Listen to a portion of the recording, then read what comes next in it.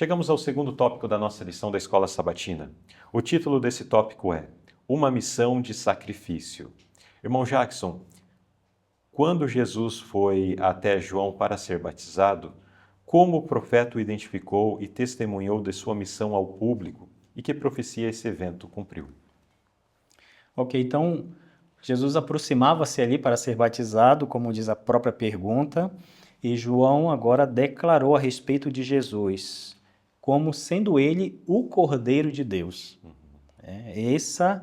Essa foi a identificação que João apresentou a respeito de Jesus.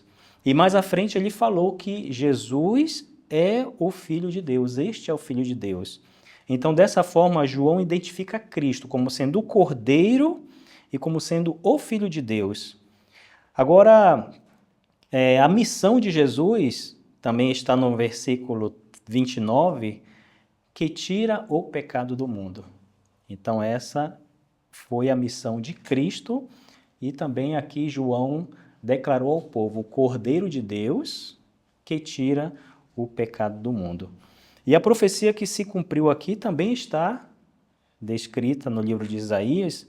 Nós encontramos ela no capítulo 53, versículos de 4 a 7, que é uma profecia muito linda que fala a respeito da missão de Cristo, de como seria desenvolvido esse trabalho, esse ministério aqui na Terra. Não seria nada fácil, né? Foi realmente uma missão de sofrimento. Então, os versículos falam a respeito de Cristo ter carregado sobre si as nossas transgressões. Jesus foi moído pelas nossas iniquidades. Jesus, ele foi oprimido, foi afligido, mas não abriu a sua boca. E tudo isso, por quê? Porque ele tinha a missão de tirar o pecado do mundo. Então, dessa forma, nós vemos aqui a missão de Cristo, como foi identificado e a profecia que se cumpriu, que está em Isaías 53, versículos de 4 a 7. Exato. Então, a missão de Cristo, ela chega até nós, né? Nós somos alcançados por essa grande missão que Cristo realizou. Muito bem. Um pedacinho da nota diz assim, o sangue derramado, deixa eu só localizar aqui onde eu fiz a minha anotação. O sangue derramado, quando se ofereciam sacrifícios, apontava para o sacrifício do Cordeiro de Deus. Todas as ofertas simbólicas se cumpriram nele, né? Então, antes de Cristo, as pessoas manifestavam a sua fé naquela missão, naquele ministério de Jesus através do sacrifício. Mas hoje nós não precisamos mais manifestar a fé dessa forma, porque Cristo já veio e cumpriu esta missão que estava proposto, né? E cumpriu esta profecia e muitas outras que diziam respeito ao sacrifício de Jesus. Pergunta B. Como João apresentou Jesus aos seus discípulos? Que efeito essas palavras exerceram neles? A seguir, o que aconteceu na própria vida de João? Então vamos à primeira parte. Como João apresentou Jesus aos seus discípulos? Então, a mesma declaração, né? Falando que Jesus era aquele Messias prometido, aquele que seria o libertador de Israel. E ele usou aqui a expressão, eis aqui o Cordeiro de Deus. Então, quando ele declarou essas palavras, novamente repetindo, né, Jesus como sendo o Cordeiro de Deus, os discípulos de João entenderam, né, associaram a missão do Messias, né, que seria o libertador de Israel. Então, dessa forma, João apresentou Jesus aos seus discípulos.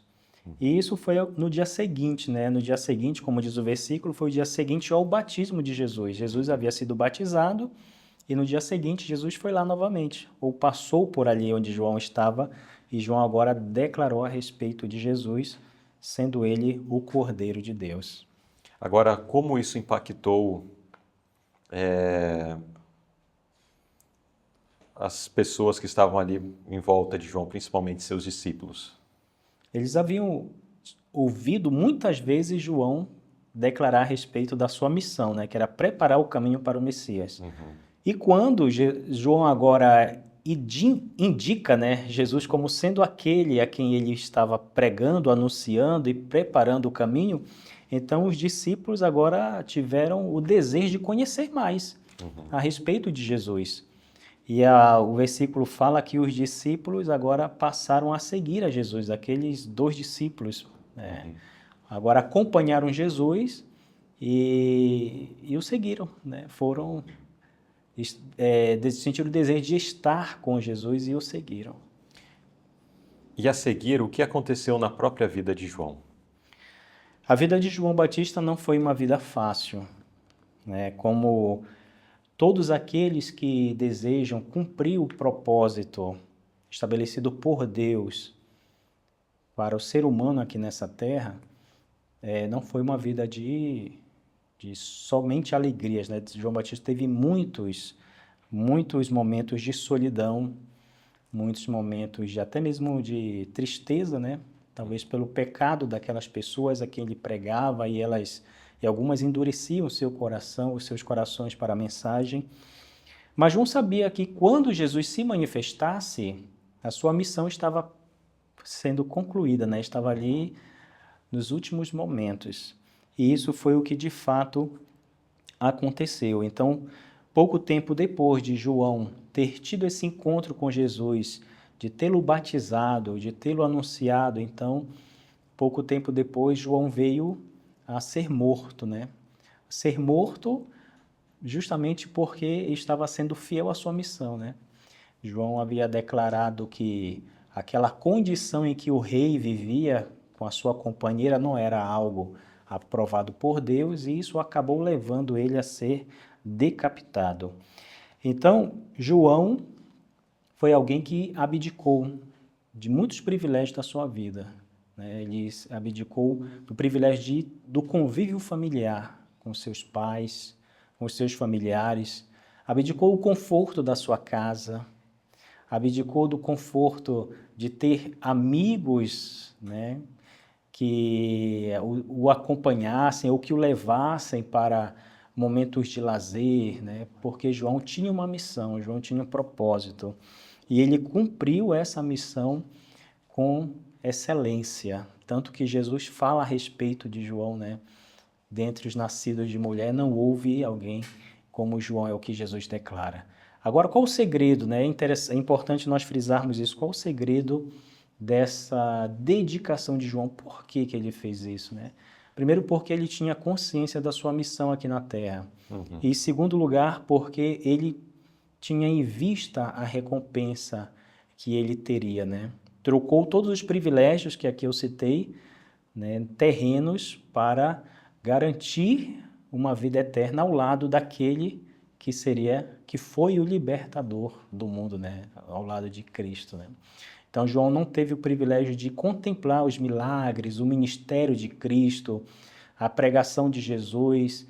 João não contemplou isso, mas terá o privilégio de contemplar o rosto de Cristo por toda a eternidade. Exato. E é interessante, e aqui até fica um apelo, né? Especialmente à juventude, porque talvez a imagem que se prende muito à mente das pessoas acerca de João Batista já é uma pessoa de idade, né? Pela obra que estava fazendo, pela sua vida assim separado da sociedade, dá a impressão que já era uma pessoa já mais madura, mas não, ele fez isso na sua juventude. Estava nos últimos momentos da sua vida. Ele era apenas 6 meses mais velho que Jesus. Jesus iniciou seu ministério por volta dos 30 anos. Isso significa que toda essa missão João cumpriu provavelmente na casa dos 20 anos. Porque quando chegou ali por volta dos 30 anos, que quando Jesus iniciou o ministério, ele sai de cena e logo é morto. Então, quando ele estava diante do rei Herodes, ele era um jovem. Nós podemos dizer que alguém aí iniciando a casa dos 30 anos, ainda é uma pessoa jovem, né? E ali ele já estava encerrando sua missão, confrontando o rei e sendo decapitado. E todo esse trabalho que o irmão Jacques estava falando, de preparar o caminho, de trabalhar com as pessoas, ter um grupo de discípulos, era um jovem, 20 e poucos anos ali trabalhando. Que exemplo fica para nós no tempo presente, né? Alguém que dedicou a sua vida corpo, alma e espírito, por completo, para cumprir com a missão. Que nós possamos ser inspirados por João Batista, que na sua juventude dedicou a sua vida a Deus para realizar essa obra magnífica.